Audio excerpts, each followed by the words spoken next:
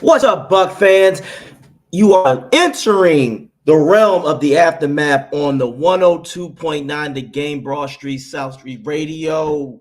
We got a lot of shit to talk about tonight about the debacle and the future state of the Buccaneers franchise. Who needs to stay? Who needs to go? So stay tuned because we got a lot of bucking talk to get into.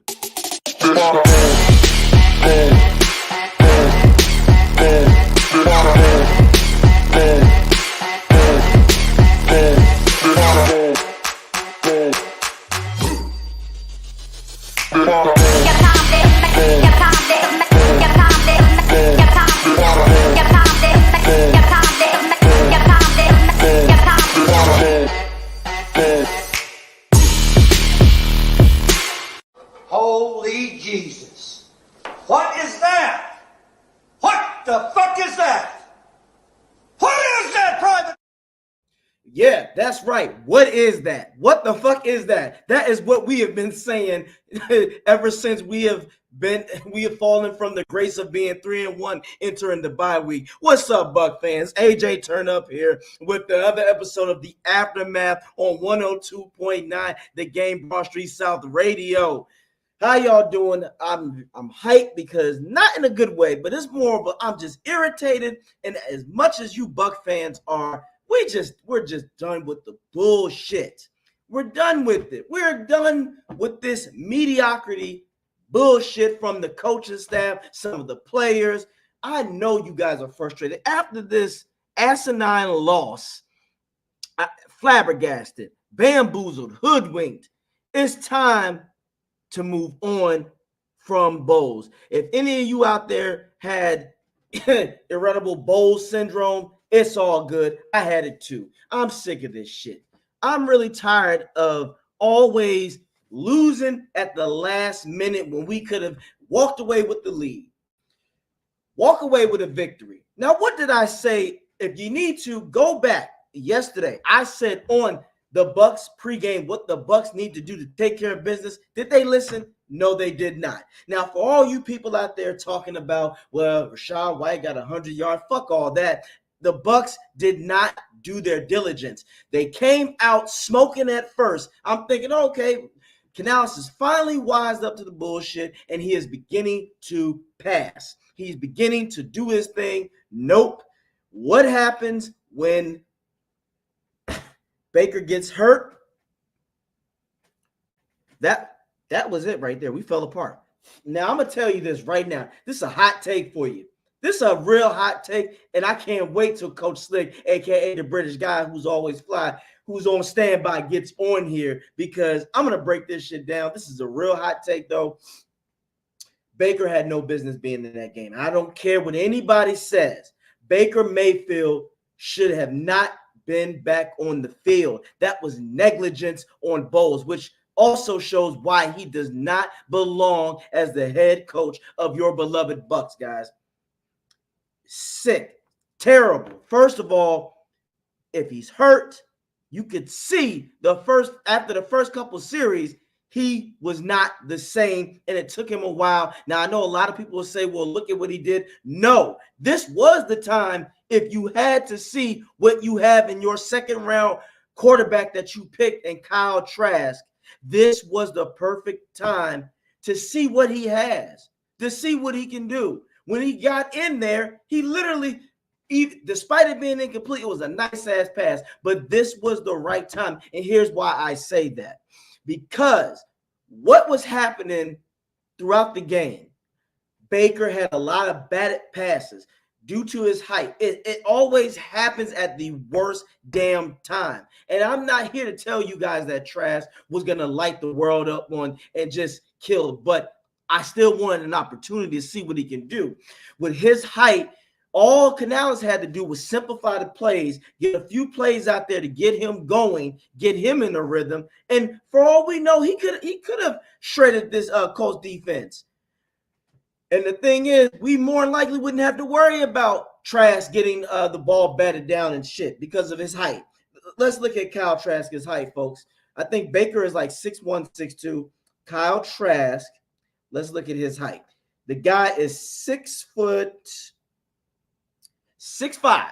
So we wouldn't have to worry about him, the passes being batted. Now, I know he might not be mobile, but it ain't like he's Tom Brady immobile. He can still move, but this was a time to see what you have. For all you know, he could have done some damage in this game. Could have gotten the ball more to Evans, gotten the ball to Godwin. But what did we do?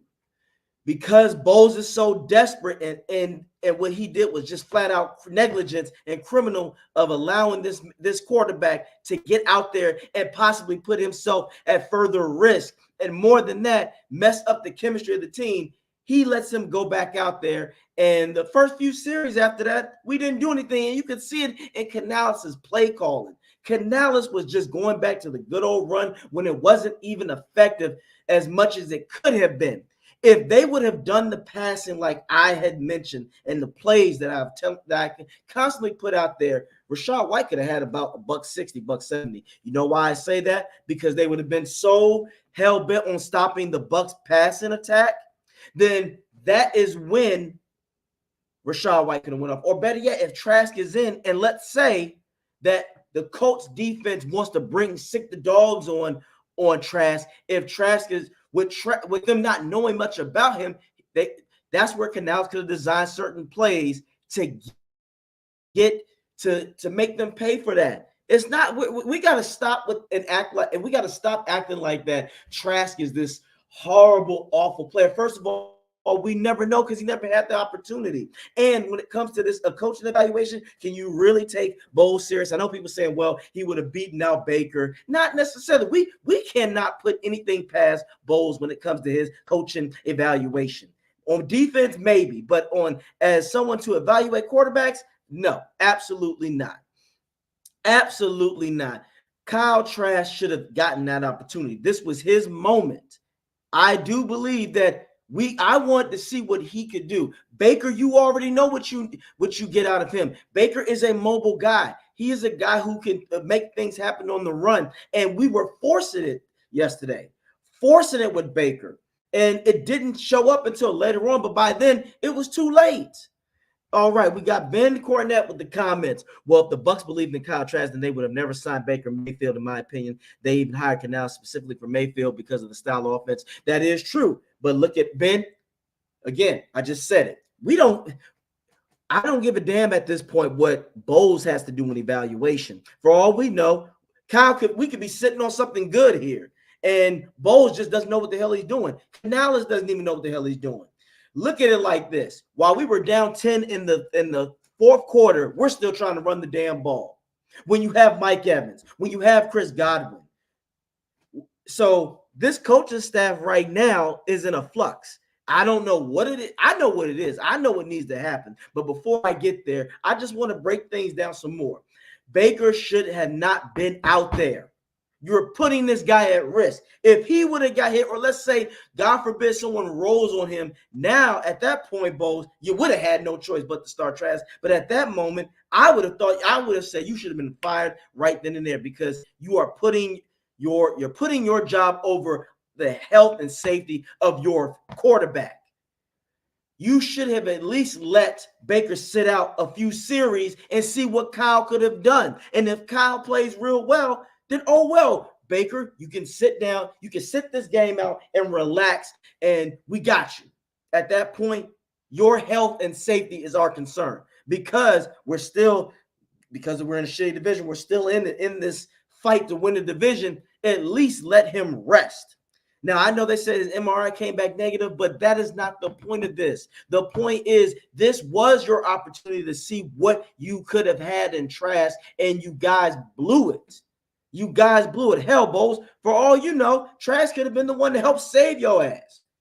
He could have been the one to get you there. Here's the thing. For all people are doubting, again, you don't know 100% what could have happened. But I do know what happened. In hindsight, it's still bad. I kept telling people, I kept saying, I said, Baker has no business in there. Those first few series that he was sputtering, that killed the offense momentum. That really did, because at that point, Canales went back into turtle mode and he panicked. So that just got the defense trashed out. So wait a minute, hold on. What you say again, AJ? You have to keep running the ball for the pass game to work, no matter how much or how little yardage you get. That's the only way to keep the defense on the hills. I call BS on that, Ben. You know why? Because if it's ineffective, now it puts more pressure on your quarterback to make things right. If you use the pass, you already know what you have, and you keep forgetting. People keep forgetting we have elite receivers. If you get them the ball the right way, every other organization with star receivers and Devontae and the Odells and everybody else in the world knows how to do it except for our fucking franchise. I should have seen Mike Evans more in the slot. I should have seen him doing more. We didn't do enough crossing routes. We didn't do enough curl routes. Every time when we were in a dire situation, it was like everybody just did a go route. It should have been a lot more better schemes. We didn't have that. Offensively, we looked lost and flustered. And every time Canales looks like he was getting some good calls in, he just went back to the bullshit because he played scared. This is why with Canales, man, you got the rest of the season at this point. But in my opinion, Bowles, you should be gone because at this point, you're failing and you are a defensive coach and your defense got gashed and they got destroyed by Gardner Minshew. Let that sink in. Gardner Minshew beat y'all. Beat you good. And the thing is, you didn't even have to work. You mismatched and played again with the dumbass zone coverage. You were outclassed, outcoached again. My thing was Gardner Minshew wasn't like he was throwing deep bombs all damn game. I told you this in the beginning of the Bucs pregame that they were going to kill you with the short intermediate routes, and that's all they did. Now, I understand that Dean is not in. I get that, but Dean hasn't done shit anyway. But if you are so hell-bent on playing scared, on getting beat deep when you play man, you didn't play enough man. You didn't play enough jam. You let Minshew have his way, and that's why. And then, of course, the tackling during the run was shit. Devin White, enough said. You had a very bad game. Devin White, you should never, ever ask for no fucking $100 million again. You'd be lucky for me right now to get 30 to 40. You were shit yesterday. Yeah, Devin White got Chris Berman. Yes, exactly. And the thing is, you are, this is like your fourth year now. How the hell do you not know how to pick angle tackles? You should have blown Gardner Minshew the fuck up, or at least try to strip him. Levante David would have done that. Antoine Winfield would have done that. How do you not do this? And you let him get in there. And God, let's not talk about that fourth down execution that went to shit. I don't know what it is. Now, people will say, I saw Devin White in that position to stop the guy, but people say, oh, well, Carlton Davis missed that assignment. If that's the case, that's piss poor coaching. How does he not know where to be? That is all on coaching, Bowles. This is you're supposed to be the guy. If we knew that this offense would struggle, but this defense was supposed to be on point, and it's failing because you don't know what the hell you're doing. You are constantly mismanaging and mishandling this team. So I say this right now, Buck fans, if you're with me, we got to get rid of Bowles. The Glazers should have done that shit today. Just like the Panthers did with their coach. This is why I say this. And hear me out, Buck fans. And I know people say, well, what is your solution, AJ? I'll give you this. Here's the thing, and it's a win-win. You got to get rid of consistent inconsistency. You got to get rid of complacency. And that is what Bowles is. He is not going to change his ways. He does not know how to adjust, adapt, and actually he does not truly believe in his players like the way he says he does. And all he does is give you complete bullshit. You get rid of him now and you bring somebody in there because you want to try to at least keep some of your key players. As like yesterday, when Mike Evans told him called the challenge to play the catch, which we all saw, he didn't do that. How do you think that made Mike Evans feel? That is your star offensive weapon, the greatest offensive weapon the Bucs have ever had, and you didn't. That shows me you truly don't believe in your players. You should have threw that fucking red flag out there. You should have thrown a spiral to be like, I got you, my Evans. I got you. That was a catch. That's bullshit. I believe in you. Nope, you didn't do it. You didn't do it. And this is why we're in the predicament we're in. And look at who it is. This is my guy, Coach Slick. How you doing, sir? Surviving. I'm surviving. You know how it is when you're going through these.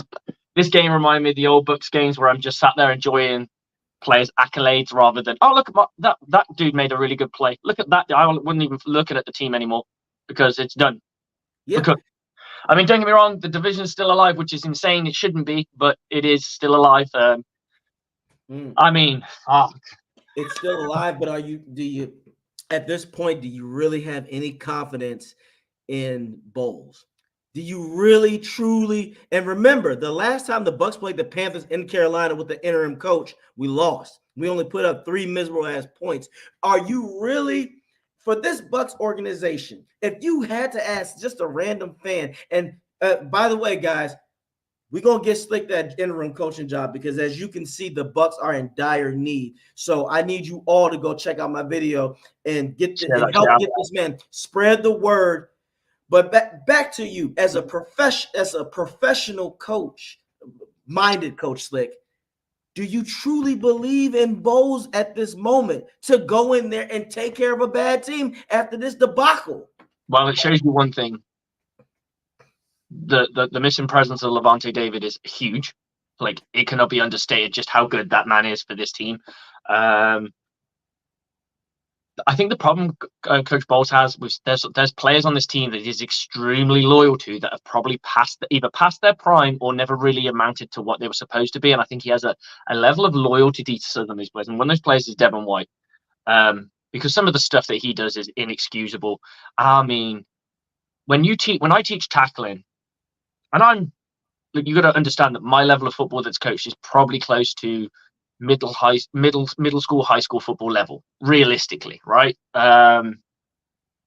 What I teach is, as somebody's going up, is rather than running straight at them, you chop your feet at the last couple of seconds before you make contact. This way, if they were to break out or break in front of you, you keep your leverage to that one side of the hip. We have the picture somewhere, but and we'll post that shit up in a minute. But he should be eyeing that thigh and just running straight through it. Instead, he kind of does this weird arm thing, and it's not. It was just a poor attempt of tackling. It's frustrating, man. It was piss poor because at the same time, he should have blew Minshew the fuck up. That's what I was looking at. You should have blown him up. Levante David would have got him down because he does a really good roll tackle where he'll get them by the hip and then just roll them back. Yes. But the problem is if you go too low, he can stretch out and potentially get more out of it, right? And he could potentially still he'll get more yards out of it. Potentially, he could go in for a touchdown. I doubt it. He'd have to really stretch out pretty well. And then secondly, on top of that, if you are going to use a lower tackle, you're going to have to swing them using your momentum. So your body would come in and turn them. We call that a roll tackle. Yes. Devin White, he's probably going to go for the near pec. So the shoulder, he's just under the shoulder blade about here. He should be looking around there, and that's where he should be drilling. It was just disappointing. I was so angry when I saw that. No, absolutely. That's fundamentals. And here's another tactic. This is Gardner Minshew. This isn't Jonathan Taylor. Grab him, like you said, by the lower part. I can respect the Jonathan Taylor whiff because it was a good move. He got really skinny and he still should have made that tackle. But absolutely. If I were to pick a tackle I'd rather miss, I'd fucking rather miss on a fucking downhill running back than miss on a fucking quarterback. And then you had Minshew walk in there and do a shimmy. But first of all, let's see. Sean, what's up? And great video, AJ. I didn't know Slick played. That's right. Slick is a man of many talents. And been around. He's going to pass along. Thank you, Sean. And yes, and we're doing good. But let's get to this one right here. As far as getting rid of Jet Bowles, why now 6 games left? I don't think it'll improve the team much. If Bucs wanted to get rid of Bucs, why didn't? I'm going to answer that question, Slick. Give me a second because you caught me in the middle of a sermon. You caught me in the middle of my pastor rant. Ben, this is why you get rid of him. You want to keep certain players with this kind of piss poor mentality. I'll give you a perfect example. Raheem Morris. When your locker room is going to implode and they're going to just say, fuck it, I'm here for a check. They're going to tune him out. And like you said, this division is still winnable. But if you have a guy like this in here, Slick, he doesn't believe in his players. And this is the reason why. That Mike Evans shit, that shows you enough right there. He's loyal. He's loyal to, like you said, to certain people. You have to be loyal and believe in all your players. With him not doing that, those 6 games can turn into, Slick has said this plenty of time, guys. Aren't you fucking tired of losing at the last minute when you could put away bad teams? You get rid of a guy like that, you get rid of him, and you can start the coaching hunt even earlier. But you bring in somebody in here within that group that isn't Bo's mindset and that is willing to take more risk and bring some.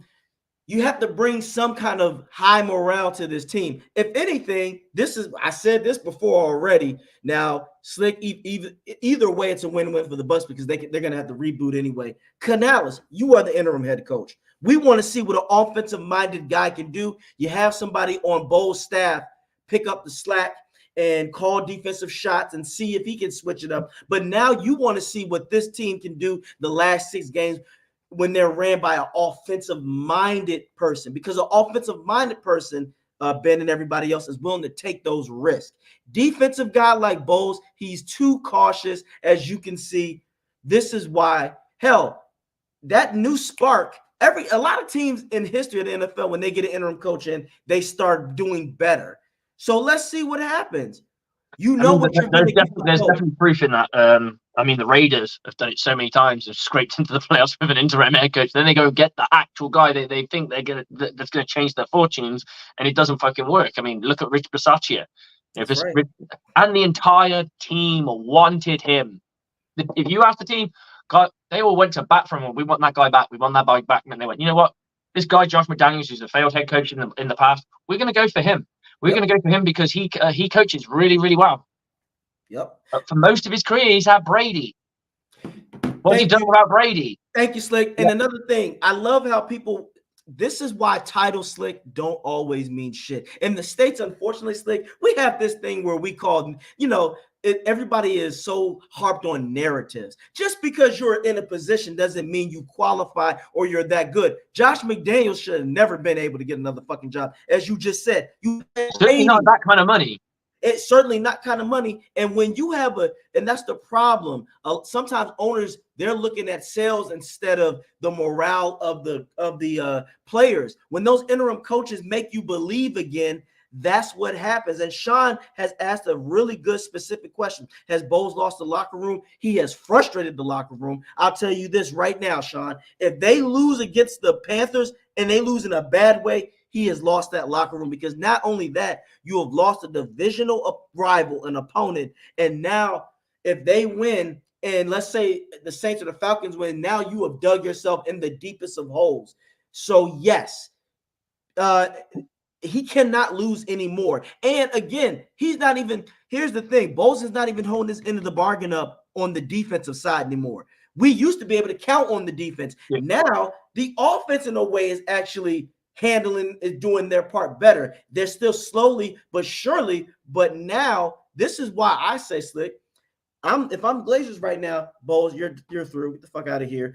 Give me your card. You are no longer invited at $1 place. Arians, take this guy out with you. Now, Canales, you want to see if you can be the guy in charge now, because in a way, I feel like Bowles' philosophy is handicapping Canales with we need to run. Fuck the run. You got Mike Evans and Godwin. Pass first, and then the run will.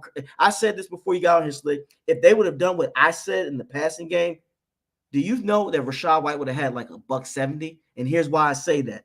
The Colts defense couldn't do shit when we started passing and taking it serious. The run would have deflated them, because then we could have been balanced. Rachaad White would have been able to go off, but every time when we tried to run, now people will say, well, you need to run just to make, not if it's a negative yards, because now you're putting more pressure on your passing game.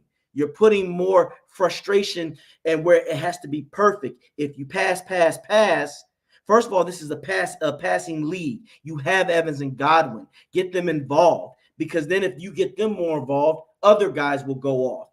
This is why I say that a lot of people just don't. At this point, Slick, I do want Bowles gone, because I know who he is. He's a man of complacency. And at this point, we don't have that anymore. And okay, and Ben says this: if you want Canals as interim head coach, when you've been highly critical of his play calling, that's right. But here's why I say that, Ben. I think Bowles' philosophy is hindering Canals. For all we know, Bowles could be handicapping him and saying, "Hey, I know you want to do this, but you know how he goes. We got to keep it safe. We got to keep it safe for our players now. Now I know you want to do that, but." We didn't practice that enough. We practiced this. We practiced that. So we can do that. So at this point, Ben, again, I keep telling people, Bowles has not held his end of the bargain up. And it's time to go. Otherwise, Mike Evans is gone. Levante David is gone. Chris Godwin will want to leave. Antoine Winfield will want to leave. And those guys, if they stay, they'll be like, oh, you got to break the bank for me. At this point right now, that shit that Bowles pulled with Evans is going to get his 1,000 yards. Of course he is. But after this, I think, and it's scary to say, Evans is going to play for himself to get his value up. Let's say if Evans Slick gets 1,400 yards, 1,500, he's going to make his, and then he gets 5 more touchdowns.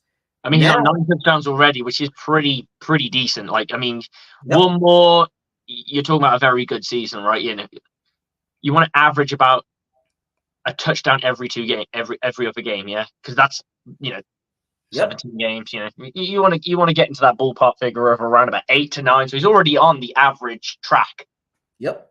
Of a touchdown every other game.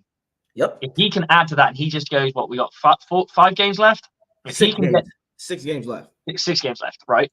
So he adds to that, and let's say he gets a touchdown in 4 of them. Right, or just 4 touchdowns in that space of 6 games, which it's a reasonable. He's on 13 touchdowns, which is a very good season. That's a Pro Bowl season, and then if he gets the yardage up to about, let's say, 1,200, 1,300 plus, then you really are looking at the season. But I tell you one thing: the Buccaneers have got to be careful, because there are free agents who have the ability to go to other teams. Yep. And people are well aware who Antoine Winfield is. He's talked about a lot in the broadcast. People are well aware who Tristan Wirfs is. They're talked about a lot in the broadcast. We don't care about Devin White right now. The Devin White story, that ship has sailed. It's gone. It's sank out of the harbor. It's done. It's at the bottom of the fucking sea. Nobody, unless he signs for like a rock bottom deal, I don't see it happening. And it would take something monumental like Levante David retiring for the Buccaneers to even consider it. Agree. Levante David has come out and said that they've asked him about what's going on with Coach Bowles and potentially him getting fired. And his words were, "That's the best coach I've ever had." Now, I know that people are going to turn around and say, he's probably just saying that, and there's a degree in that too. But I've watched a lot of stuff with him. He also people got to remember, he also defended Lovie Smith. Exactly. I rest my case. He's a professional. Yeah, he's been a professional. At the end of the day, but maybe he believed in the scheme and the way it worked. It took time to implement, and people weren't patient enough with Lovie Smith. Realistically, let's face it, he got the short end of a stick.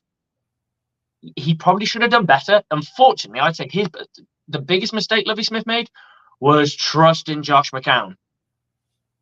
That's his biggest mistake. Yes. If he just stuck to defense, got himself an offensive coordinator and an offensive staff that he can believe in, and didn't meddle into it. Yep. And I don't think Todd Monken was the first-year guy. He was the second-year guy, or what have you. Brought in staff, got a quarterback, and just trusted. Because Mike Glennon weren't bad. He just weren't great. He was never going to. He's statuesque and what have you. But they could have easily gone. I mean, trust me, that draft before Jameis, the Mike Evans draft. There was no quarterbacks in that draft. Not one. I don't think one of them has had a notable career. So you can't say they could have drafted this person, because there is nobody from that, I believe, from that era. No, not at all. None that I can remember, anyway. No, you're right. But Slick, here's another thing. You just said it. When the defensive guy doesn't do his damn job, that's when you fuck yourself completely. Because your whole point is, like you just said, if I'm a defensive-minded guy, my duty is to make sure my defense is fucking top-notch. We could say what we want about Dungy back in the old days, but that defense was top-notch. if you meddle with the offense and you don't know what the hell you're doing, you're stepping outside of your zone, and that fucks you. And that's why Lovey had to go. But I want to get to this, Ben. How do you know if we get rid of Bowles now that Evans and Levante come back anyway? I can tell you this. Evans wants to stay with Tampa. Evans loves Tampa, but Evans wants to go somewhere where people are going to be winners. Remember this. Evans has already been through the shit years. He know what it's like to taste glory. He wants to finish his career on a glory end at least. Levante as well. If you get a guy in here who says, I believe in you, I truly crazy believe outside thought here, and no one's going to like this. I could honestly see the Dallas Cowboys making a play for Mike Evans. I agree with you 100%. Because you do that, it takes the top. It is you just fuck. Do you know what I mean? The talent that they've got with him added to it, fuck me. And he's from Texas, so I would say Houston would be a viable option. And I don't want to talk too much what's happening after the season because the season's not done yet. But just quickly, it's going to be a Southern team. It ain't going to be a fucking New York. He has family in Texas. The commute from Texas to Tampa isn't that bad. Right. He can dual city that and go back and forth whenever he wants. So I generally do think he would end up in somewhere in the Southern world. Absolutely. And contender. Kansas City would fucking give their right arm to have Mike Evans. If Evans goes, he's got guaranteed. If you want to guarantee your legacy, my gosh, if Kansas City made a play for Mike Evans, and even if they didn't pay him the big fucking dollars, but they gave him a solid, really good contract, that guy's going to be in playoff games for the rest of his career. And probably going to be the second person fed. Do you know what I'm saying? That's fucking scary. I don't want to see him in a Kansas City. I don't want to. That would break my fucking heart. I'd rather him go to the Cowboys just because, like you said, for sentimental reasons. Now, nobody wants to see the Cowboys win, but if he goes there, they're contenders big time. But as you just said, and the reason, and I'm Slick, we got to talk about this because at this point, the way Bowles did him yesterday, not believing in him and challenging that. No, that's challenge wrong, man. I mean, I'm just trying to find it in the play call system because I'm looking at the thing. I wanted to actually talk about this because I was just trying to find. Yeah. It was deep in the third quarter, wasn't it? Yes, it was deep in the third. He catches it. Now people go, oh, well, they got a touchdown. That's hindsight. At that moment, that is you still want to get momentum with your team. And again, it's all about believing in your team. When you don't challenge that, this is your number one weapon, your primary guy. And when Evans says challenge it, throw the flag, you should have Mahomes that shit. Here we go. I'm challenging that. But instead, you went out like a sucker, like a chump. And that is why I say this. Evans is like, fuck it. I'll do what I do. I'm going to get my value up. And as you said, I will go somewhere else. And that means now, and everybody talks about let's draft quarterbacks. If you draft a quarterback and all you got is one good receiver, you're putting him in a disposition. And it's not like our fucking run game is like that. And it's not like our defense is top notch again.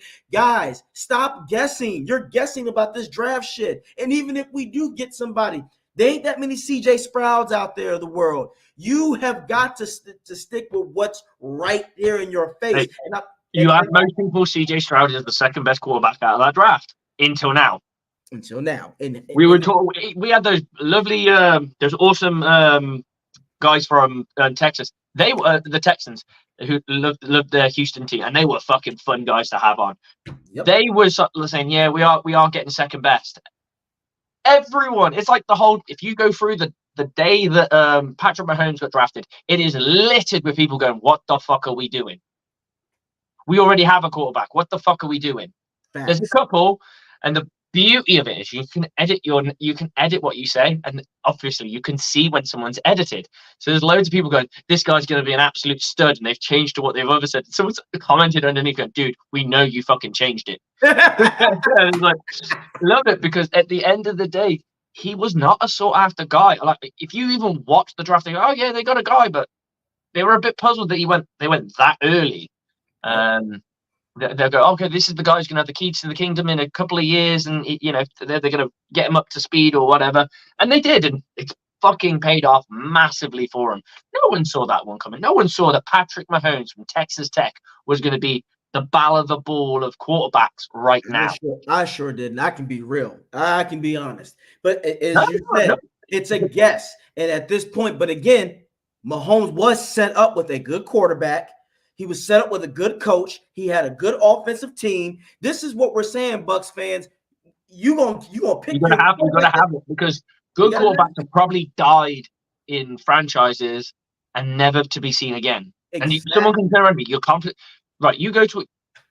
Let me paint the picture. And I don't like the fact we're talking too much outside of the season, but fuck it. You're a quarterback. You get drafted 5th overall. So you go to, I'm going to paint a story here. You go to the Arizona Cardinals for the sake of argument. You go to the Arizona Cardinals. They have no superstar wide receivers. Not one. They don't. Okay. They have an okay-ish run game, but you can't live off it. Their defense is leaky, can make plays here and there. But they're not a good defense. They'll be, let's say their defense. I'll be nice and say their defense is 20th. Okay. The coaching level is weak. They're not a proven staff, and they've drafted you, and you have 4 seasons of mediocrity. Okay. You have flashes of brilliance where you've won games, flashes of stupidity where you've made stupid mistakes for whatever reason. You are now on the free agent market. Your value is super low. And your confidence is fucking shot. There's only one way. Some people can rise, but a lot of people, if you're lucky, you get picked up by a team and you get picked up by a good team because you go, fuck it, I'm going to go to. I would say this to any quarterback who finishes their 4 years and doesn't make it. Don't try and hunt for the fucking big job, the starting job straight away. Go be a backup for 2 years on a fucking loaded roster. Go to a loaded roster and fucking learn. Because you'll see, and there'll be a moment where you get put in, whether it's in the 4th quarter, whether it's they get injured and you get your opportunity. Go and sign for a fucking, like, if I was at quarterback, my time is just finished. Yep. I'm gonna go and sign with potentially the Dallas Cowboys. I'm not saying there's a good quarterback there, but you can learn something there. And the keys of the kingdom's not too far off. You could snag that job. But if you weren't looking at snagging a job, you're going to go to a Patrick Mahomes and learn from him and learn from Andy Reid. So when you do get your opportunity, if he ever gets injured and you get to go in the game, you make your plays, you make this and you make that. And when it comes to free agency, you will get a side. You'll get your choice of all the clubs that are available to you. And all you got to do is make an informed decision. And that is like, who's got the best shit? Not who's got the best contract, because I think a lot of people go, what's the best contract? The best contract is you finding the place that fits with your ideology. So, I mean, the perfect situation is the coach that you just had as your OC has now been promoted to a head coach in another club, and he wants you. That's right. But if they've got nothing there, yep, they're tugging at your heartstrings. You know, oh, boss, we can do beautiful things together. You're going to go there and you're going to probably flame out again. It's a really difficult process, but what I'm saying is you can go and be the ball of the ball, and then you get to the NFL and it fails miserably. Everyone says you're trash because that's what they do. You get called trash. Your confidence is shot, and you've got to rebuild. You've got to literally rebuild yourself. It takes a lot. It takes a lot of grit. And by the time you rebuild yourself, a lot of people don't know. Maybe now your body is giving up on you. Maybe now it might be too late. Maybe now all of these factors that you have to put in. What if somebody else comes that they draft outshines you and now you're stuck? This is why it's very important that coaching is able to guide their players. And that's what I want Ben and all these other guys to understand, why it is imperative that you want to get rid of a coach. When a coach doesn't believe in you, or he has a select belief in certain players, that can cause a rift, and it shows on the field. The offense is stagnant, and it's not just due to Canales, but also I do have a feeling that Bowles has his philosophy in there. You're still trying to run, but your defense can't even. You're not holding your end of the bargain. AJ, I think you might be right for the sheer fact is look at the last 2 offensive coordinators: conservative, conservative, conservative. There it is. Yeah, you had an OC that was no risk it, no biscuit. No, am I right? That was a no risk it, no biscuit. He had his opportunity to put his own stamp on it. And he did. I'm 99% sure he would have probably kept to the no risk it, no biscuit deal. Yeah. How do we know it wasn't Coach Bowles that ruined? And I'm food for thought here, AJ. Maybe it wasn't Byron Leftwich. Maybe it was Coach Bowles going, no, you've got to run the ball, protect it. We're winning games with our defense. Don't put the ball in harm's way. Don't take any risks. And we know that Tom Brady loves that language. He's all about that language. He's not nasty and aggressive all the time. He's aggressive in the game, but his thought process is play the percentages, play the safe numbers, matriculate the ball up the field. He's not a gunslinger by any chance. You put fucking Aaron Rodgers in the Buccaneers offense, he would have fucking with Coach Ball, he'd have been slinging that bitch because that's his vibe. That's what he does. Yeah, and I'm glad that we're bringing up quarterback talk because I said this on here before. It's like this is a hot take, but I don't give a shit. I'm saying what I said. I got a lot of I was going back and forth with a lot of people on Twitter, and then when they saw the way that the game was going along, they was like, AJ's on to something. AJ's right. Baker Mayfield should have never been on that field after he got injured. Kyle Trask, that was his moment, his opportunity. I mean, he did have like a fucking patch where he was god awful. Like he couldn't do nothing. I think it was too early. And I think, don't get me wrong, like maybe the answer was you let him sit out a few series. Exactly. And see what you get to see what you got. It's an organic see what you got as well. You're not just putting him in there for the sake of putting him in. Because there's people talking about, why don't we just put Kyle Trask in to see what we do? There's a reason we haven't put Kyle Trask in. And the reason is the Buccaneers are still able to win the division. So they don't want to take a risk. Yep. And but when your hands are tied and you don't have a choice, then you have to take that risk. Otherwise, you're just throwing your quarterback to the wolves. And potentially he could have got injured again and re-injured himself and the MRI was negative. That's fantastic. That doesn't mean his arm wasn't sore or his this wasn't sore, his leg wasn't sore. The MRI just tells you something's not broken or things aren't fucking tendons aren't detached. It doesn't tell you that he's not in fucking pain. It doesn't tell you mentally that he wasn't unsure. His output showed you. This is why I say this. And this also could have helped Canales. Can you imagine this, Slick? If Trask comes in, you keep it plain and simple. If anything, call Gardner Minshew type of plays, intermediate stuff. And you wouldn't have to worry about that shit getting batted. When Baker came back and he was injured, how many times did the ball get batted because he wasn't comfortable of running yet? Those passes that Trask threw, people can say whatever, it was just too bad. They gave Baker Mayfield, according to this, about 5 to 6 minutes to recuperate, get himself ready, and play again. Why? Unless this is in the first half, why not give him the entire quarter off? I said that. I said, look, because you get the ball twice in that period. Yeah, and they didn't do shit with that when he first came back. Should we do the map? Should we tell everyone? So Gardner Minshew brings it all the way down. They get a field goal. The game's tied at 3-3. Baker Mayfield goes short pass to K. Dotton for 6 yards, tackled. Chase Edmonds gets tackled for no gain. Baker Mayfield short middle intended for Mike Evans, intercepted by Ronnie. That is why. What was it? He injured? Just to be sure, because I can't remember off the top. Yeah, he was injured. Yeah, what was the injury? Oh, his I think it was. I can't remember off the top of my head. Or something like that. I think it was his ankle that was in. Ankle, right? Injured. Yeah, it was his ankle because I remember Ben put something going. You can't put that interception on an ankle. Actually, you can. If you ever look at the throwing mechanics, ankles are really fucking big. Like, yeah, I know you can throw off platform and stuff, but the whole thing of a thing is you plant your back foot pulls back, you rotate the hips, and the arm comes through with the rotation of the hips because the hips do all the work. A lot of people don't realize. They think it's the arm. They go, oh, he's got a strong arm. All about the hips. Yep. Hips and the arm work together. So he's firing through, and that leg turns up. The leg, they go onto their toes as they throw the ball through. They go onto their toes.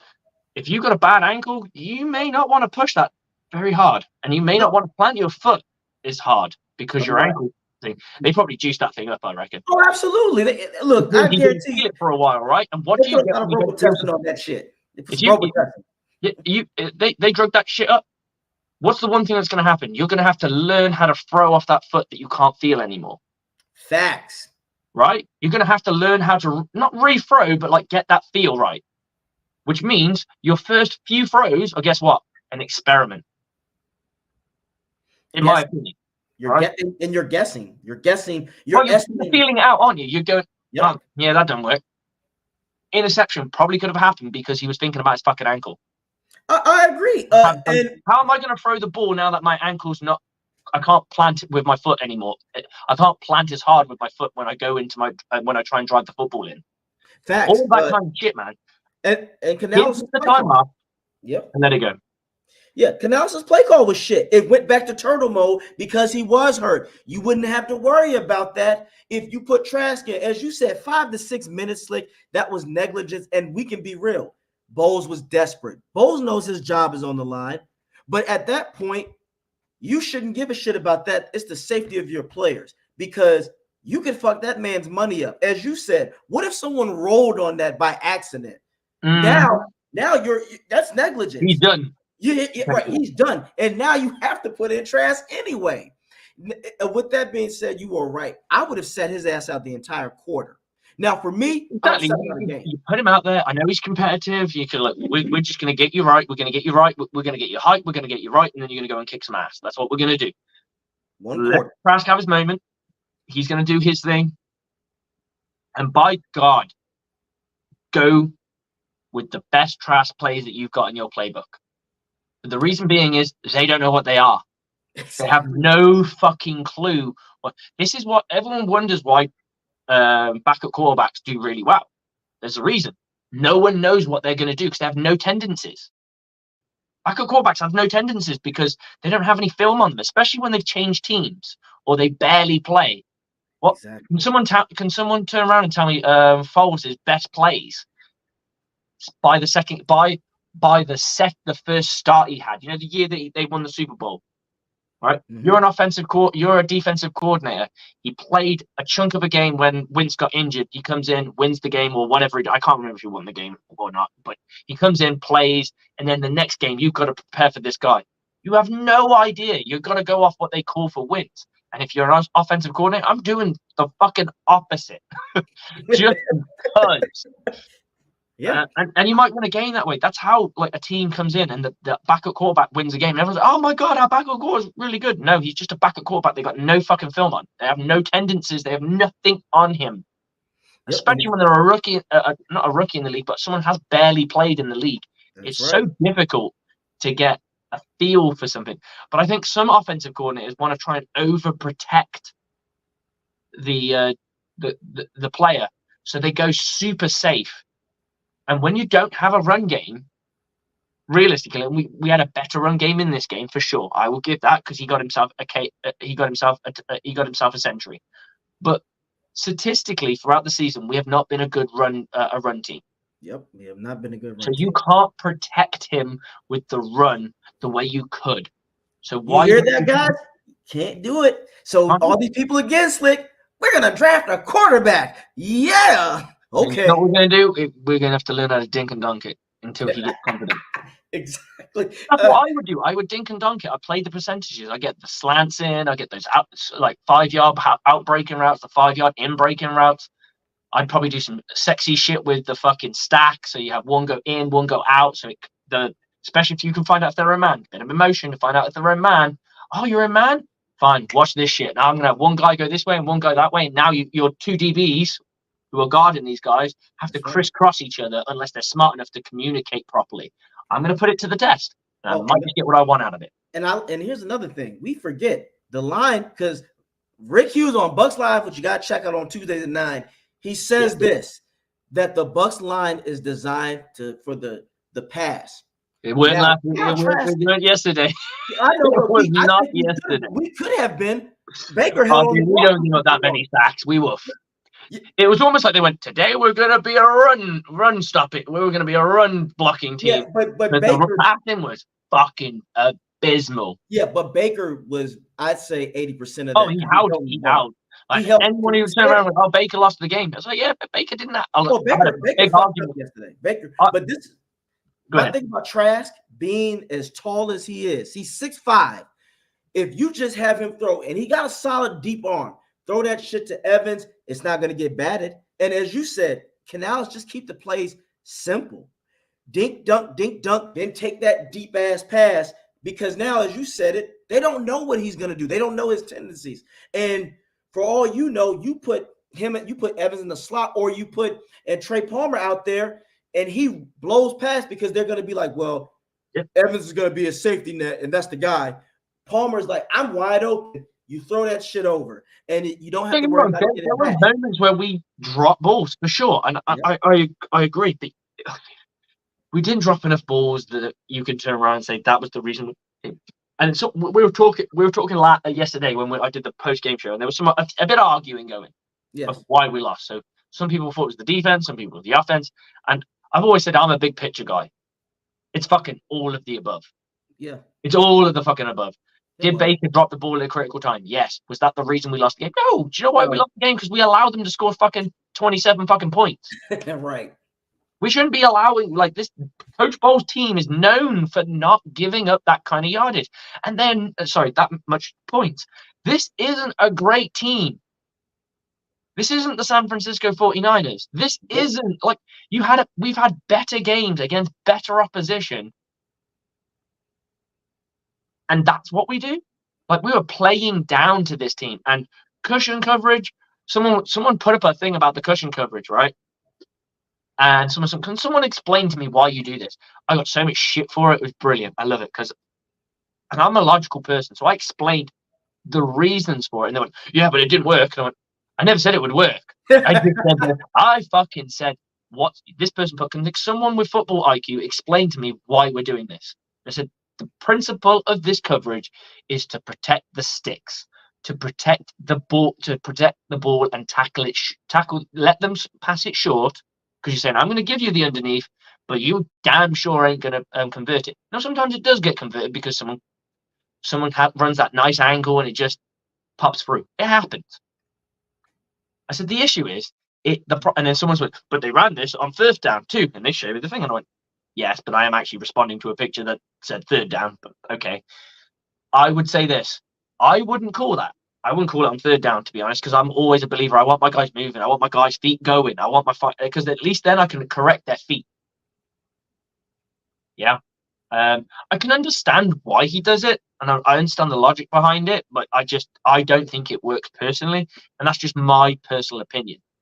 He's obviously made a career off it, I guess. I don't know if he's always done that. I don't.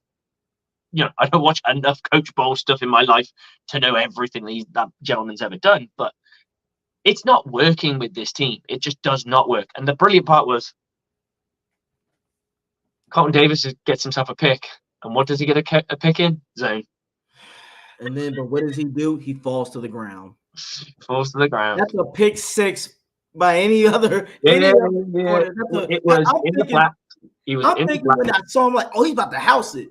He damn near dropped that. That's why he went down with it. I was like, damn it, Carlton. Well, at least you didn't drop it. Yes, it doesn't work, guys. And this is Slick talking. He's a very defensive-minded guy. Y'all know how I feel about the cushion coverage. Gardner missed you all damn day, Slick, only through maybe take what's on offer. I said to you, if I was a offensive coordinator and I knew that's what I'm coming into playing the Bucs, this is what I'm going to do. I'm going to have a check to. There's going to be 4 plays that I call my my short yardage situation. So I come out and maybe we'll name them after wrestlers. I got Ric Flair, I got Hulk Hogan, I got Sting because I love me some Sting, and I got Taker. Right? So I'm sat there and I see what the defense is giving me, and I can see those corners are way back. Ric Flair. Do you know what Ric Flair is? Ric Flair is a hitch. Boom, done. Thank you for the 3 5 yards. Now I'm on 2nd and 5. I'm going to run the ball. Automatically, if you see it, you're going to get a guaranteed 5 yards. Now I'm going to run the ball. The Buccaneers' run defense isn't that great at the moment. It was poor. It got better throughout the game, but when it was at critical moments, this team gives it up. Now, I had a thing about Baker that I wanted to address. I think Baker's a good quarterback when things are good. Absolutely. He's a bad quarterback when times are tough because he is not clutch. When the game's on the line, he's a bit of a Dak Prescott. Yeah. Dak Prescott is exactly the same quarterback with a better roster. Right. When the going is good, they're good. You're Yeah. right. He's a momentum quarterback. Yeah, When the yeah. After momentum is that's high, the vibe. After watching him this year, like really taking a thing of him, and I'm like, he has got better this year. Like I think this is probably some of the best ball he's played. But when the game is on the line, and unfortunately for the Buccaneers, the game's on the line literally every fucking game. yes. He tends to fuck it up, and it's not just like a bad. Like it might be just be like throwing out on downs, and then giving the ball back to the opposition. Throwing into awful coverage where the Throwing ball into gets coverage. tipped and they get picked. It's well, and another thing, and I like that. Here's another thing. Canales also makes calls that put him in the worst kind of position.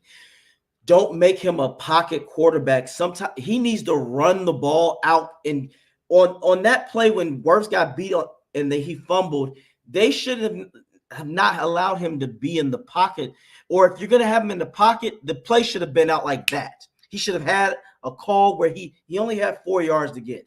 Make it quick. Yeah, Baker I needs mean, to get the ball out if quick. you're getting 4 yards, you're looking at a slant part, you're looking in digs, you're looking at outbreakers, hitches, slants, stuff like that. It's just going to be. That's But right. the problem with the quick game for him is he can't throw over the fucking offensive line because he can't fucking see nobody. Exactly, which is why That's Trask. how many balls fucking bounced up in the fucking air, dude. That's why I thought if Trask is in there, and He this can is play. where He'll play a quick game. I yes, reckon he can play a solid quick game because he yes, can do it. Because that's and yes, the quick game is like that. You're sat there and it's boom. You don't read nothing in the quick game. It is just boom, boom. What's on offer? There might be a bit of window dressing, so you might have a guy run that way and a guy run that way, and that way you just go because it gets the defense guessing for a split second because you're only throwing it. It's literally like the play's going to be done in 3 seconds. that's right. 3 Yeah. seconds, boom, boom. It's got to be that quick. The amount of quarterbacks I've seen when we used to coach quick game because our offensive line would struggle. So the plan was we're going to play more quick game. And I could see our head coach, who's a really good quarterbacks coach, and he was showing them how to do it, like how to physically. He's like, "You're taking too long," and they're like, "What do you mean, coach? You're taking too long?" He's like, "You go like this." He's like, no, got it. Plan, go. Yeah, you have to immediately get it out. And as you said, but with Baker, you can't do that. That's why I think Trask getting in that game, the Bucs Unless win. it's on the complete you're going to the wide out. Yep. Because there's no one there. But anything coming inwards, so you've got in like a 3 yard in, yeah. Yep. He's never going to complete that ball because it's a fucking difficult ask. You've got to. It's almost like you got to loop it over, like right, and that's why I like him in rollouts because now he can improvise and it puts pressure on defenses because now if a receiver when he's on the run, it's easier for them to get separation because now it's hard for them because they got to look at the quarterback just in case. You have to design those plays. Canales always in critical moments put him where he, like you said, in the fucking pocket. He's too short for that. He can't see. This is why I think honestly. And there's a couple of other things you can do. If you're gonna play like him in the pocket, we clearly know right now that he is struggling to see anything in the middle or what, which is why they don't attack the short middle because it's not there. Now, what allows you to see better? Distance. Yeah. So you need to you've got 2 ways of doing this. You make him take a 3-step drop from the moment he catches the ball and throws it. So he goes step, throw, which is fine. That means still pretty fucking quick. Yep. It's still going to be like 4 seconds maximum, and it's not like these guys were fucking sacking him in seconds. Like sacking him like super quick. Right. He was holding onto the board. He was looking, and he got twatted, as they say in England. Yeah, he did. And that was another thing. I also think it was also because normally if he was fully healthy, he'd take off. Now everybody was like, well, look at that one big run play. That was one big He run got a play. bum ankle. And he had daylight. And he had daylight. But this is why Trask goes in that game, we win the game. And mind you, I say this, we win by a lot. This is why I say that. It would have been quick. Those quick little short dink and dunks, it would have frustrated the Colts. Again, the Colts are not the 49ers team. He could, and then that's when the run, if you want to help him out with that, or if the Colts might have got too aggressive and tried to blitz. And with Trask, he has a decent arm where he can make things happen, and you still have Evans and Godwin. It should have happened that way. Baker, it should have been they sit down and tell Baker, we want you to be healthy. We want to keep you because we are still in the thick of this. But if Trask has a good game today, don't worry about that. You are still the guy. We just want to make sure you stay healthy. Because at that point, unless he has like the game of games and the Buccaneers have like a fucking 35-point fucking game. That's the only way that guy gets it. Yeah, no. If he puts we know the Buccaneers ain't going to do that. Exactly. If this game's going to be won, it's going to be won probably 30 to 27.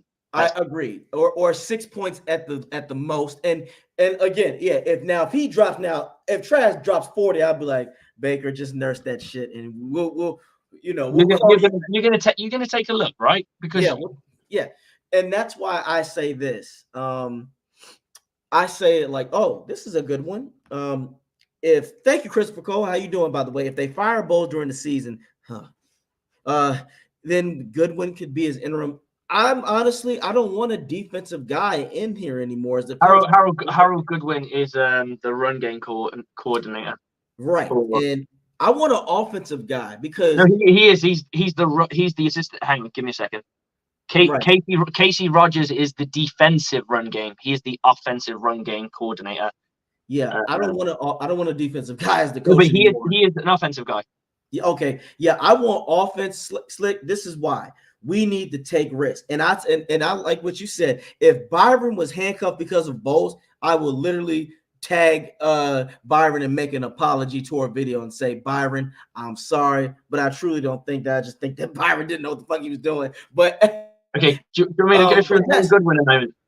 So he was a graduate assistant at Michigan, Eastern Michigan offensive line coach, Central Michigan offensive line coach, Chicago Bears assistant offensive line coach, Pittsburgh Steelers offensive line coach, which is probably where he meets Bruce Arians, and quality control coordinator, Indianapolis Colts. We can see that he's now with BA, offensive line coach, Arizona Cardinals offensive coordinator, and Tampa Bay Buccaneers present assistant head coach and run game coordinator. So he has 2 Super Bowls in his thing and a national championship. There you go. That's Harold Goodwin for you. So maybe that'll be the guy because he is the assistant head coach. He would be logically the person they go to because he's experienced. I think the problem with Dave Canales would be it might be a bit too much. True, it could be. This he's learning to be an OC. It might be a little too much, but with Harold Goodwin doing it, maybe it's a case of like I don't think the defense changes too much though. That's the problem. I think the offense might change because it depends. It all depends on the influence that Coach Bowles' input has, the input he has on the offense. And we all know that he's obsessed with running the ball, right? Because his whole thing is trying to stop the run. So he's like, if we can establish the run, we elongate games because it takes, you've got to change that. The down change takes longer. The clock is still running, so you're controlling the clock. But sometimes you just got to go to your strengths. You got 2 fucking superstar wideouts. You do not have a superstar running back, and you do not have a superstar offensive line to bully it up the fucking middle to go and get that. So why are we trying to be a team that can't do it? We did it in the past because we had some nasty people. We had some fucking straight up nasty blockers, and we still couldn't get 1,000 yards. Marpet is gone. Jensen is gone. Tristan Wirfs.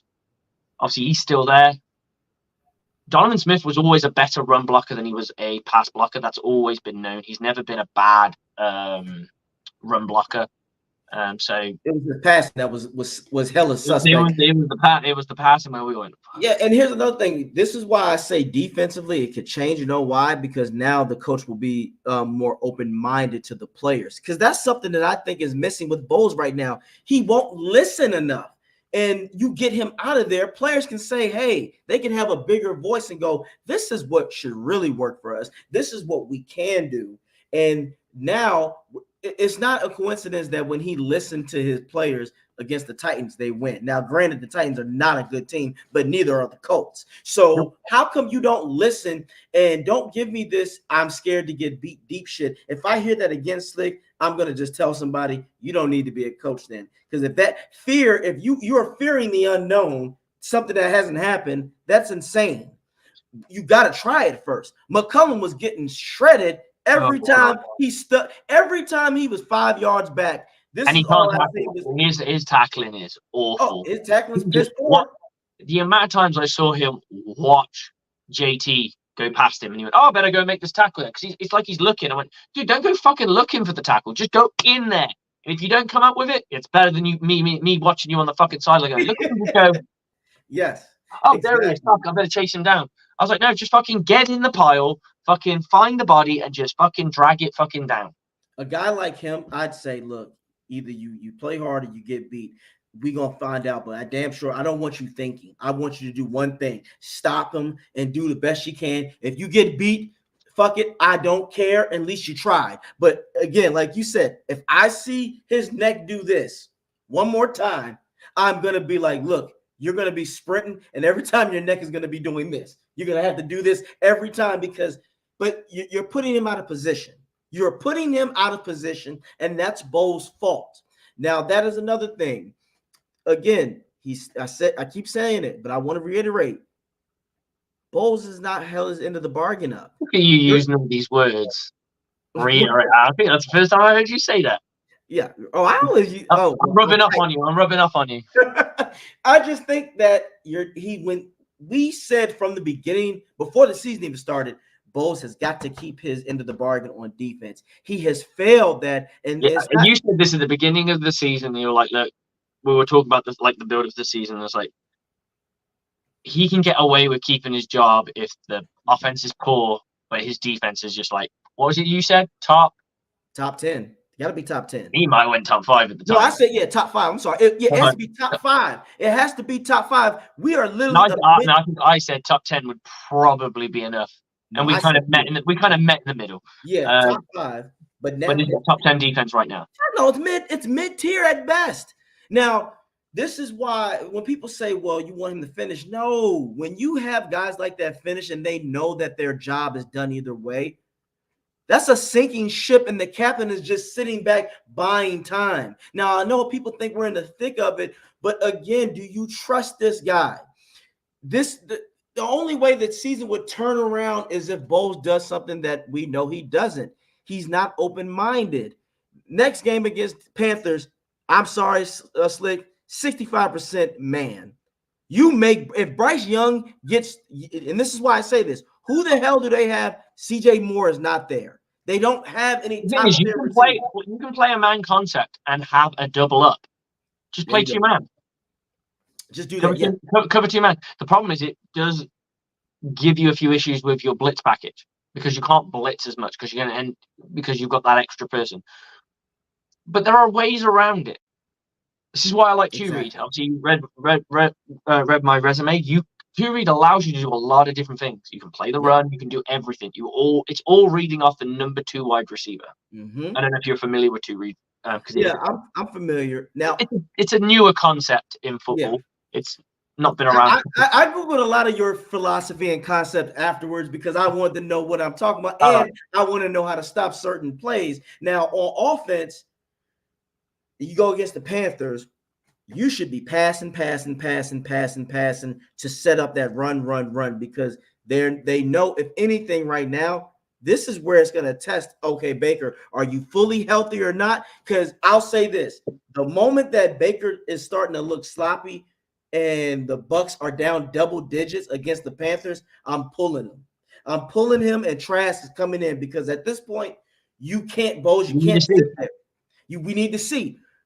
For all you guys know, for all you Buck fans out there, what if Trask comes out this motherfucker? Let's say if Baker shits the bed or he gets hurt again, re-injures, Trask comes out there and throws 3 touchdowns, 298 yards, and Mike Evans gets like 102 yards. Chris Godwin gets 60 something.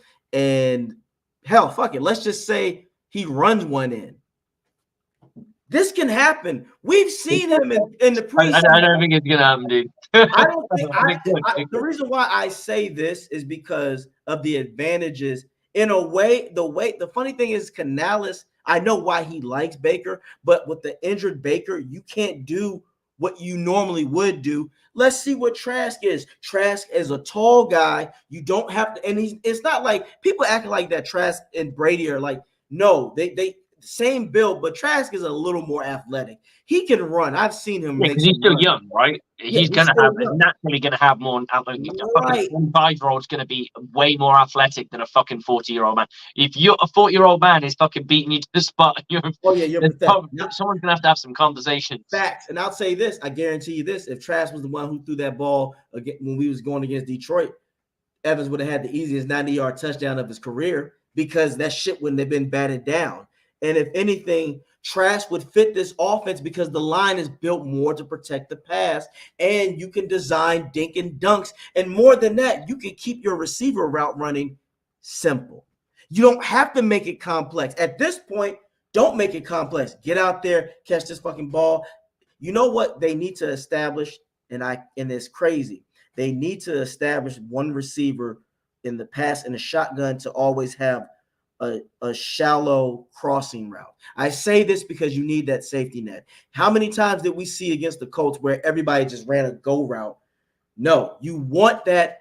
Tight end, slot receiver, nasty slot receiver. I can dig, crossing dig, shallow dig. Yeah, just a dig. You need that dink and dunk, and that can be his security blanket. All else fails, or we do what we always do. What would make that fucking work pop even more?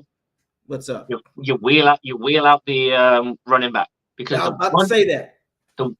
If you do that, what you're doing is you're creating space. What happens is one of those linebackers has to flow because he's peeling out. He has to flow. If you're going against a pure zone team, that might be a bit more difficult. But if you're playing a team that plays a mixture of zone and man, there's going to be times where you bring that guy out. So say you got Levante David and Devin White. They're the only two duos that I know off the top of my head that play together. Levante David's going to have to get pulled out because he's got to account for him.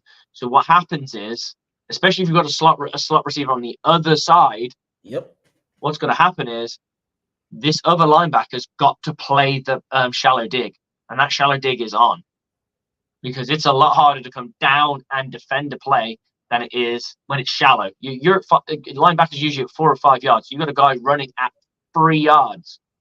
Yeah, it's not going to be a pretty play. It's not going to get you a lot of things. But if you can catch it in stride and he turns it up, because your other linebacker's stretched out to go and play those flats, he's going to have to put his foot in the ground and come back on it. Yep, and this is where matchups come in. What if your outside linebacker cannot hang with someone in the flats? And a guy like Rachaad White, who's known for shaking people, now you're putting more pressure on them. Godwin too. Oh God, yeah, God, you have to look. This is how creative Canales needs to get. You know what I would do? I would do a double back shotgun set. Palmer's gonna run a wheel route. Can you imagine Palmer in the backfield and he does a wheel route? Somebody's going to have to account for him. And then I'm just saying, you have to be creative. With his speed, somebody's going to have to account for him. And then he could be the ultimate decoy where it's like, okay, now while that shit's happening, Evans or Godwin, you're going to kill the middle. The reason why I bring up Trask more, not because he's a Gator, and again, I gave congratulations last time to the Florida State Seminoles. You did your thing, whatever. Good job. Nice win. You were supposed to win. And when people were saying that, the Seminoles were dirty for pulling up the grass, I tell people, you don't know a rivalry. That shit happens for years. Yeah, absolutely. It's part of the parcel. I mean, if you're going to get dickish about it, fucking mail them the fucking price of fucking the turf. Facts. I mean, and we got to have like rather than get upset about it and say it's dirty or whatever. It's like, not dirty. It's a memento, man. Like, you fucking beat your rivalry team and you're undefeated in the regular season. Yes, do you it. Don't want to fucking slice of that pie. I have no problem with that. If I was a fucking player, I'm cutting the fucking eye of the gator out. Exactly. I'm being disrespectful. I'd run in there and be doing some shit like, It's a rivalry. You do the same thing if it was, you were the Gator and you won I'd that be sitting fucking there game. going, no, no, no, no, no. Oh, I'm talking shit. I mean, I just need security around. Florida's another But animal. yeah, I think you're absolutely right. It's a rivalry It's a game. rivalry. Get over it, guys. But But if you want to take it seriously, instead of fucking crying about it, just mail them the cost of fucking returfing the field. It's that simple. And I'm pretty sure the other team's fucking athletic department will pay for it because technically, it's criminal damage, right? It's technically criminal damage. So if you want to go down that route, it's probably not a good look for your fucking team.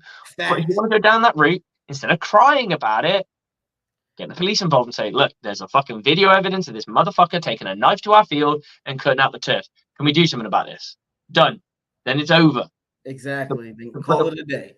Yeah, Legalities. Exactly. But back to my man Trask. I think at this point, if Baker shows any signs, that's where you cannot let him. I know people love toughness. I love toughness all the time, but I also want to see productivity.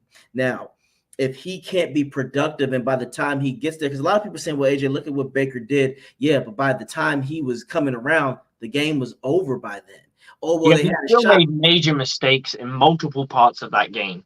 Mm-hmm. Like there was still a lot of drives that were just meh drives. Like god awful. When we ran in the fourth quarter, I lost it. I said Canales. Who the fuck were their defensive line? I've never heard of these guys before. They're like, this guy's really good. And I'm like, who? No, they were not. They just kept on cutting a shot line. I don't know who he is. Yeah, we know who he is, right? But it's like what killed me again. We always make nobodies into somebodies, and then the very next game when they play somebody else, they get taken down to reality. But that is what I'm saying about this team on offense. Now, the offense at this point, they're gonna have to be the heroes because Bowles is stuck in his ways. Unless he changes, which we know he's not. No, at this point, the offense has got to take over. And with that being said, that's why I go with if he struggles early and the Bucs get down, if the Bucs get down 10 points, I'm pulling the plug on Baker. And if he's not developing, at that point, you sit him out. I would say at the half, see where you are at the half, and then you're gonna make a decision. You do, but the only reason why I say maybe because let's say God forbid the Bucs. I don't think this team's going to give up 10 points in the first quarter or something. It's going to be close to the half if they were going to do that. Okay, that's the only reason. But you got to look at. I would say assess the play that you're getting at your quarterback. But they're going to, dude. We both know they're going to try and run the football. We both.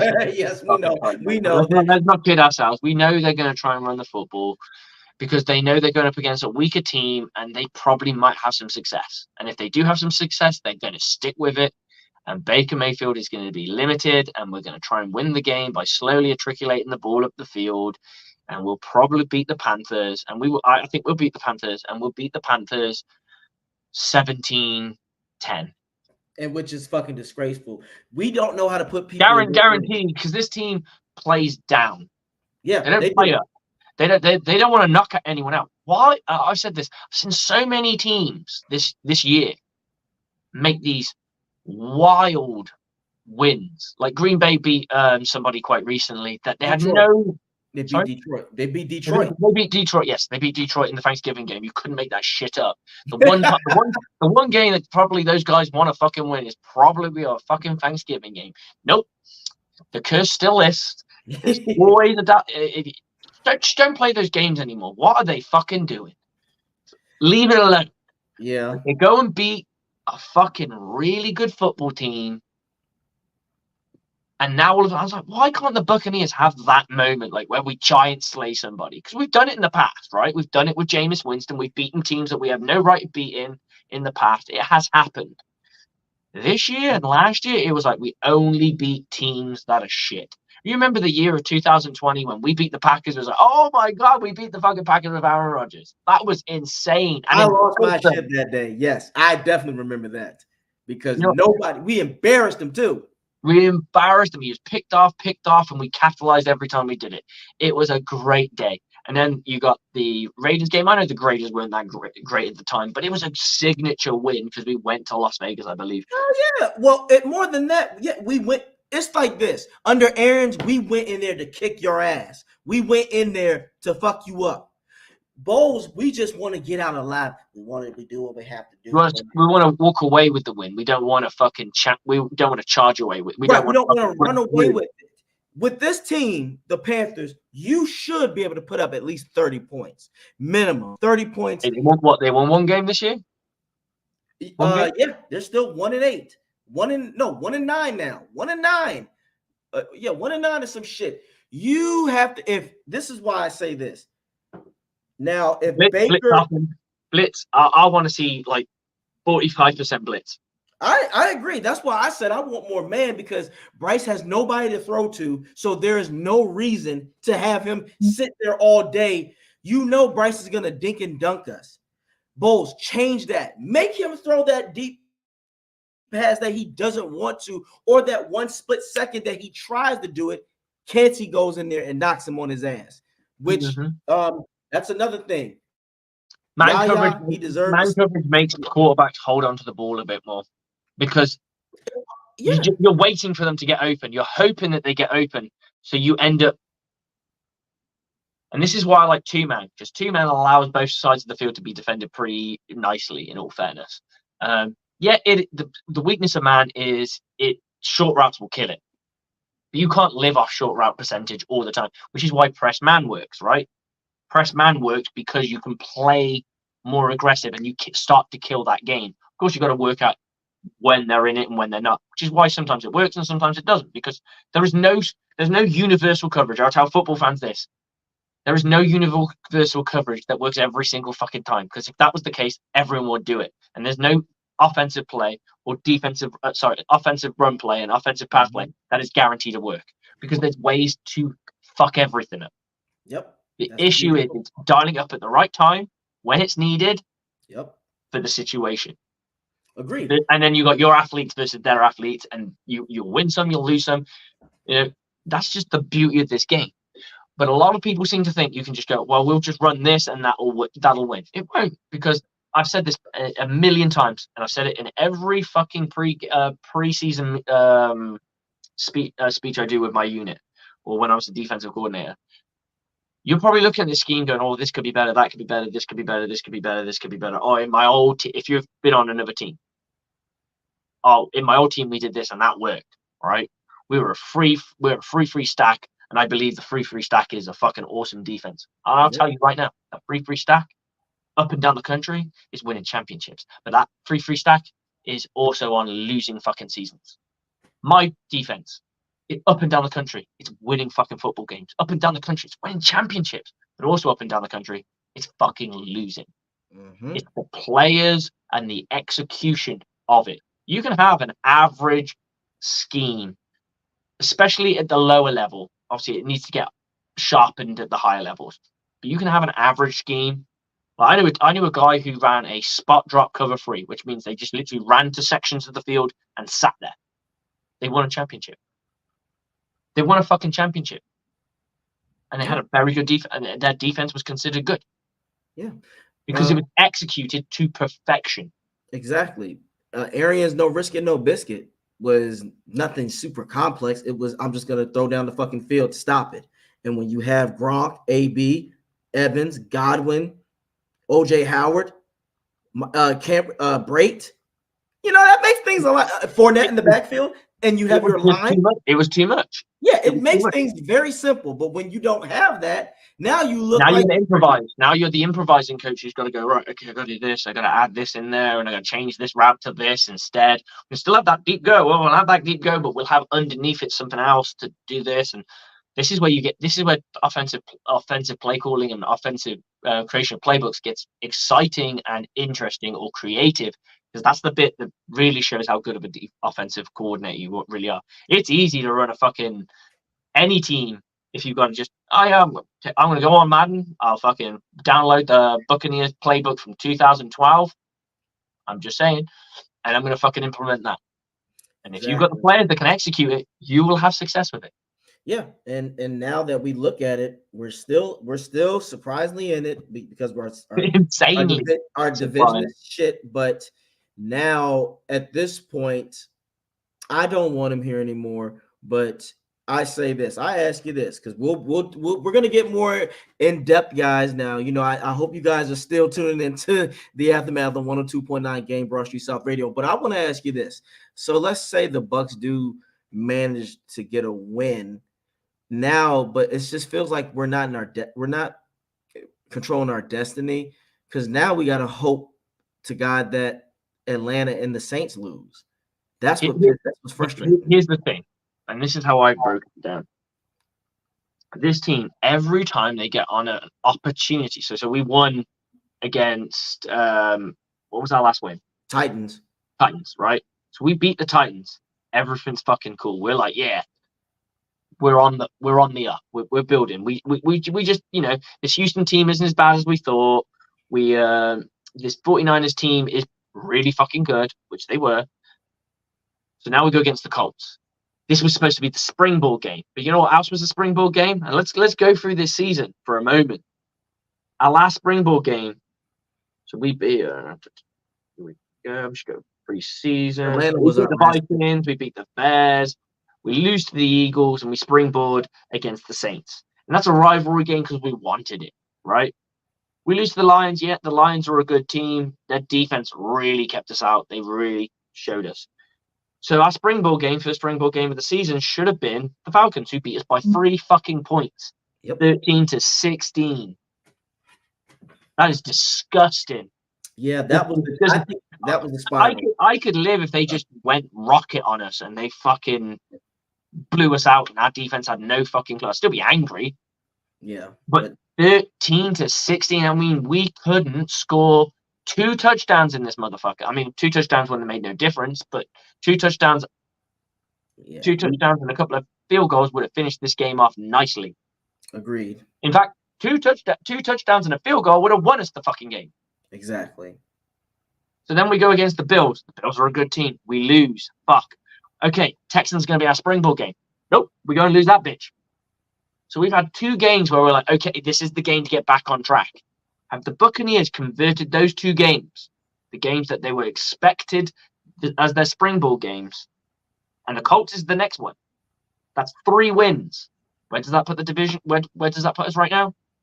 Even if we convert 2 of them, let's say the Texans really were, and I'll give them their due. They scored 39 points against us, and we scored 37. It was probably our best offensive game, our poorest defensive game. But if we convert the Falcons and the Colts game, that's 2 extra wins. We are on 6 wins going in to the Panthers. We should be swinging our dicks. Yeah. We should be swinging our dicks and not sitting there going, I hope we can come away with a win. And instead, it's a completely different picture. What's up? We're 4-7 right now. Yep, 4-7. Imagine being 6-4. We would be talking about a whole nother topic. We'd be like, Bowles. We'll be leading the division right now, right? Exactly. We'll be leading the division, going up against a divisional foe, going, we'll smash the Panthers, we'll go to the Falcons, fuck them up. What will be. I think that when I look at this now, I'm like, everyone's there's 6 games available. Who are we gonna lose to? I'm looking at the Panthers going, they're bad and we should beat them. But I don't know anymore because right. I don't know either. I don't know. We should beat them, but I don't know. Now the Packers, I think the Packers is a tougher game because it is at the Packers. Yep. That's the only thing that makes it tough because it can't overstate just how of a hostile environment that is. The Jags are playing good football. That the Jags or the Packers game should be our upcomings game. Like I would turn around and say, Panthers. We should be looking at Panthers win, Falcons win, getting back on track. Okay, we need either the Packers game or the Jags game. One of those has to be converted, and I'd probably rather convert the Jags game because I think they're genuinely a better team, and I think beating that team, so you could quite easily go against the Packers and they'll still be in a losing deficit. So beating a losing team at their house probably isn't that great. But beating the Jags, who might be a team who might have will have a 100% should have a winning record, I would say. That's your knockout punch. We beat somebody. And then you go to the Saints. Yeah. It's a rivalry week. You want it because you hate this fucking team. Panthers, finish it out. We're done. That's how it should go. That's 100% how we should go. We should be at 6. We should have 6 wins right now, and we should be looking to convert at least 5 of these. Yeah. If we can finish Instead, the it's more season, like I honestly look at this team and go, we'll probably convert 3. yeah, if we can finish 9-8, that would I would love that. I would love it too. I'm just looking at this point for 9-8. Let's just get the 9-8, call it a fucking day, and you got me. 9-8. We roll into the playoffs. We can see if we can do some damage, get 1 win at least, and then I would be like, okay, I still want Bowles gone, but at this point, I suppose it will depend on how we won those games, how we lost those games. I mean, you got to have a complete picture, right? Yeah. Because, like I said, I think the only reason I want to see Coach Bowles stay. Well, I don't want him to stay, but my point being is the only reason I would consider him staying is I want to see the full sample size. I know you're done with it. I get why you're done with him. I completely understand why you're done with him, and a lot of people are done with him. There are a lot of people who were apologists and defenders of Bowles who have completely flipped and gone, you know what, I'm fucking done with this shit. Yes, I would love to see what Rick would But say. we had an argument on on the show last night about like how good I was in the offense segment of how poor our offense was. I hadn't got around to the defense at this point, so I was talking about both offenses. And he was like, no, it's the offense. This gentleman was it was the offense's fault. I was like, okay, well, personally, I think it's fucking everything. Exactly. Like, I can't pin this on one thing. Did Baker Mayfield make stupid decisions? Absolutely. Did it help lose this game? Absolutely. Did the defense fucking give up tons of yardage against the run in critical situations and third down situations when they should have got them off? Yes. A third down conversion is the opposite. Is almost like a fucking a third down conversion for your offense. It's the opposite situation. Yeah, you allowed a third down conversion, which means you kept them on the field, and it felt like the Buccaneers were literally in cruise mode. Oh, you're in our 25. We're gonna start playing football now. Right, and then it's too late. Agreed. Well, they're gonna get freeze at minimum. Mm-hmm. You're gonna get freeze at minimum, but then they do. But if you can't stop the run, and that's a red zone defense is really good. Yeah, that's fantastic. But if you can run the football, like what I can't understand how we can stop the run in the red zone better than we can stop the run at their 20 or at their 25 or at their 30 or at their 40 or at the fucking 50. We for some reason we can stop runs when we're in the 25 to a degree. Not all the time, but for the most part. Yeah. We can have it on the 1 yard line. It's almost like they want to fucking play football. I don't know why. Yeah. I need to know the answers to that because that's a confusing metric. I just don't understand how we're allowing this to happen. But my argument was, I was like, okay, I'll level with you. Like I always said to you, if I'm gonna go in hard on someone, I'll jump on their fucking train and then I'll fucking derail the bitch. So I was like, okay, you're telling me the Buccaneers gave up over 160 yards. Both running backs walked away with 6 point something per a carry. And you're telling me the defense did enough. You're telling me, did you? And I was like, did you know that who's their wide receiver? Michael Pittman Jr. Michael Pittman Jr. has only had 2 100-yard games this season. One of them was the Bucs. You telling me that's a good defense? This guy can only get 100 yards against 2 teams. One of them is us, and we're supposed to be a good defense. And we also gave up 2 running backs, their starting running back and their backup running back, both got 6 yards per carry plus. And we're supposed to be a good defense. No. I'm not having that. How many times did they sack their quarterback? Not enough. Not enough. That's why I'm done with Bowles, because at that point, he doesn't change. We got to do what we did, and we got to get better at this, and we're just overthinking. I don't know how you get better at the coverage situations that he calls. Exactly. We're not a snowball team. Yes, we are. We've lost 6 of the last 7 games, asshole. You don't know what you're doing. At this point, it's a crisis. And that's why. If I was him, I would go, you know what? there's only one way out of this. I'm going to fight my way through it. Yep. I'm going to be fucking aggressive. At least I went down swinging. Exactly. You're going to end up sitting here in hindsight. Like, you're going to be like, let's say he gets fired, because we don't know what's going to happen. So let's say he gets fired. He gets fired, and he sat home going, fuck, I should have just fucking went for it. I should have just fucking sky's the limit, punched every cunt on the way, and hopefully I blooded some fucking noses. And if I didn't, at least I can know I gave it my best shot. But he continuously goes into what you call turtle mode, where he tries to protect the drive by let them dink and donk it. And the issue is your offense isn't enough to match this. If there's I get that. If that's a great philosophy, if your offense can score touchdowns and they can only get field goals, it's a fantastic philosophy because you're going to outscore them. Mm-hmm.